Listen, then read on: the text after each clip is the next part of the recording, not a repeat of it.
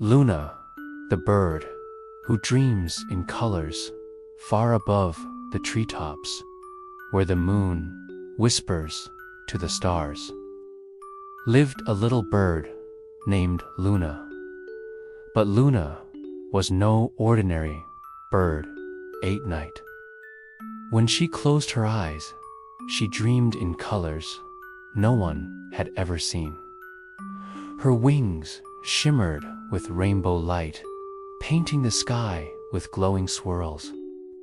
One night, the sleepy forest animals gathered below, watching in awe.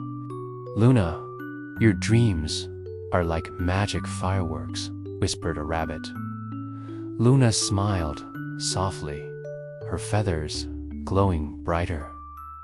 But little did they know, Luna's dreams were only the beginning of many adventures yet to come.